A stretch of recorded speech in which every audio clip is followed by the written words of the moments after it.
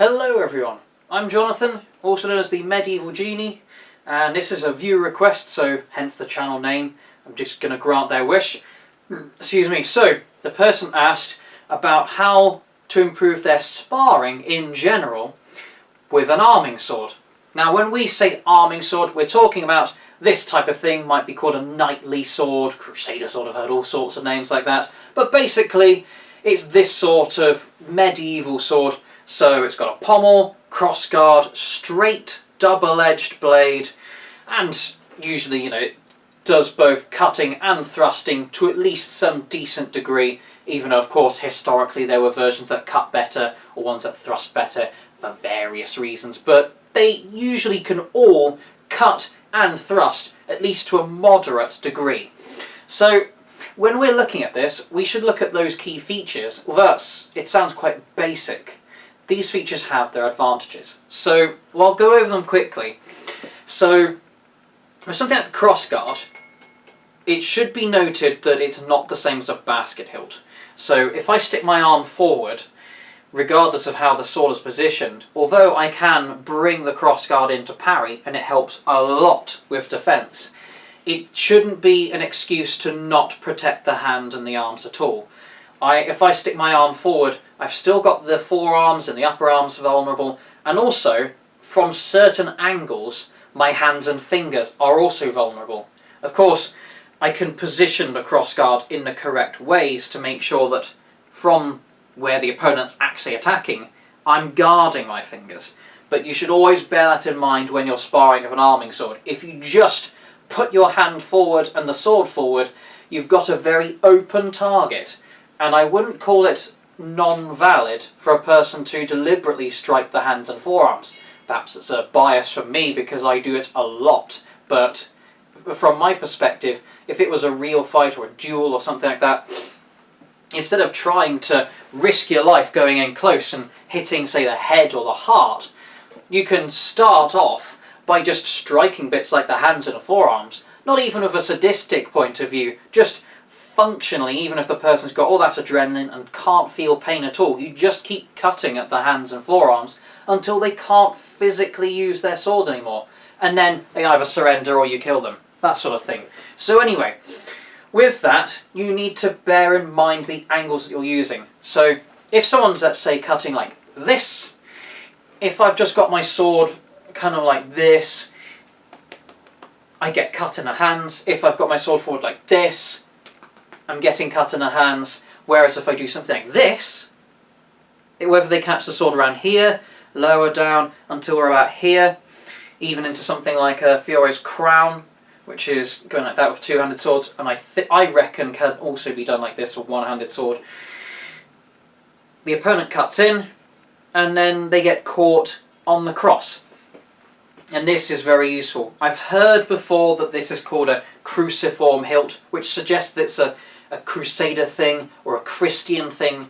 It's not. It's existed on non-Christian swords, such as, if you look at Saxon and Viking swords, before Christianity became prevalent there, you still see the same thing to a lesser extent.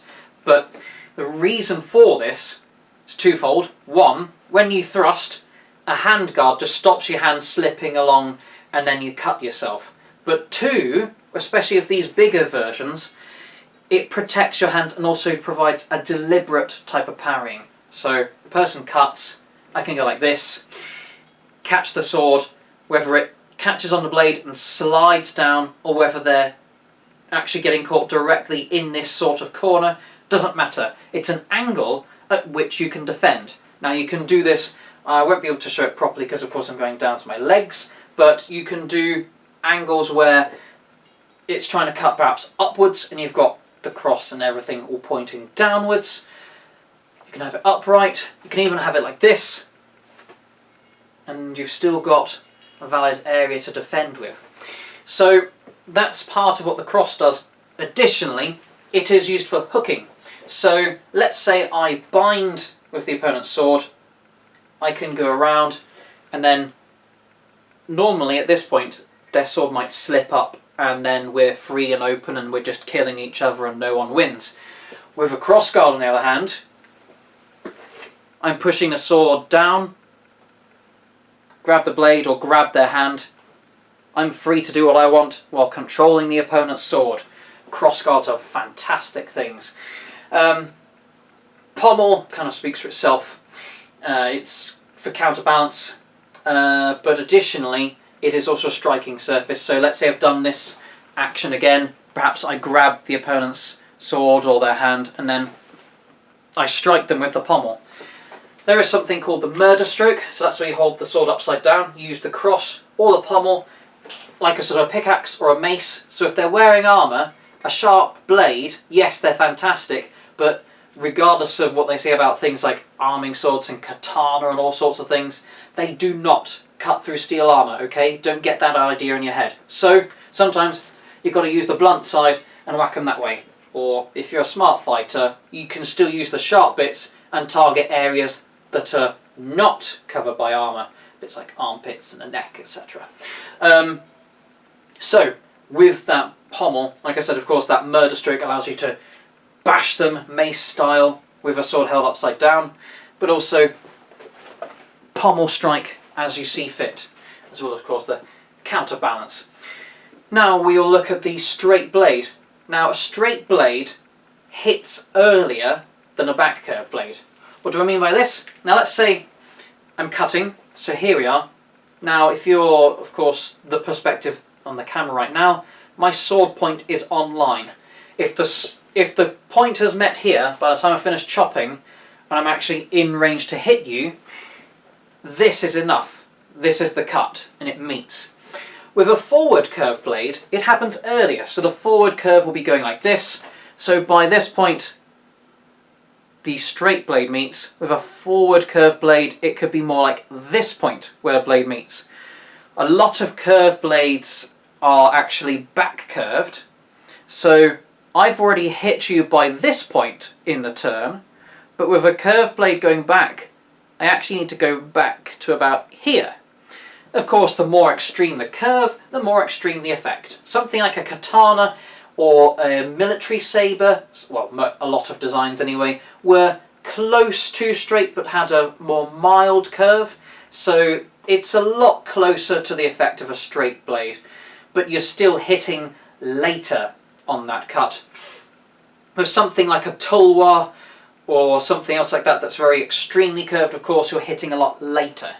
Now, there is an advantage to curved blades in terms of you're slicing through and then you're able to disengage and re-engage again, so it slides along, which is good for disengaging from a bind, and also the fact that if you're cutting someone with something like an arming sword, you pretty much stick and stay, whereas with something like curved blades, I find they tend to go through the target. Again, this doesn't necessarily mean they cut better or worse, it's just that the way it acts is different and it changes your tactics. So with this straight blade, you tend to, like I said, you stick and stay a lot more, which leads to something called the bind. Now the bind is kind of like in the movies where two people have their swords or whatever weapons and they're locked together and doing all this kind of stuff.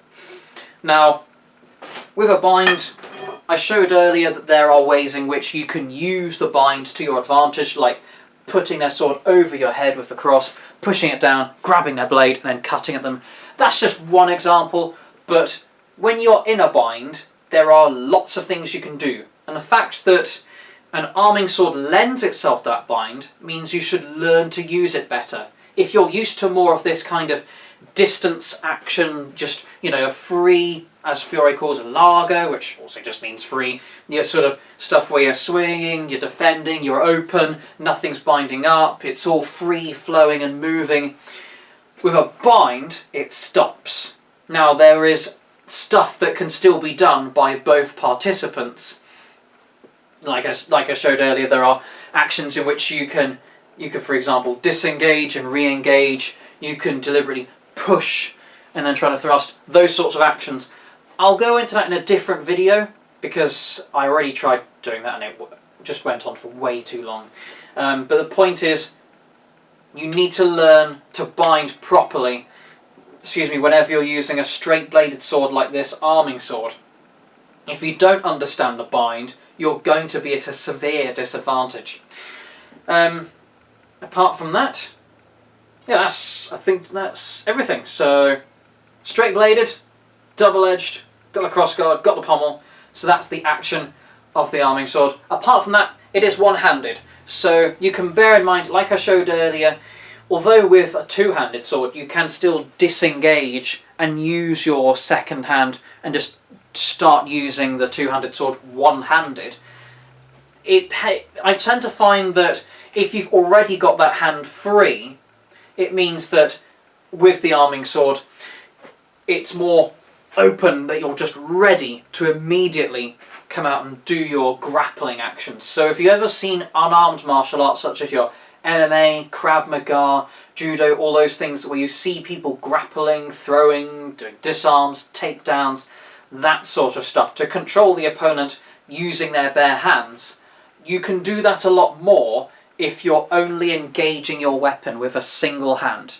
So this is quite universal outside of arming swords as well, just anything which you're using one hand, which is why actually, incidentally, if you're looking at things like knives and daggers, there is a very strong element of grappling to it. The sorts of martial arts that cover those very short blades.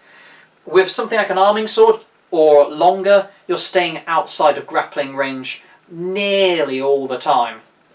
With something like a knife or a dagger, you're usually getting into that range where there's barely an inch or two's difference between your stabbing with the blade and you can just throw the opponent around, disarmed, all those things.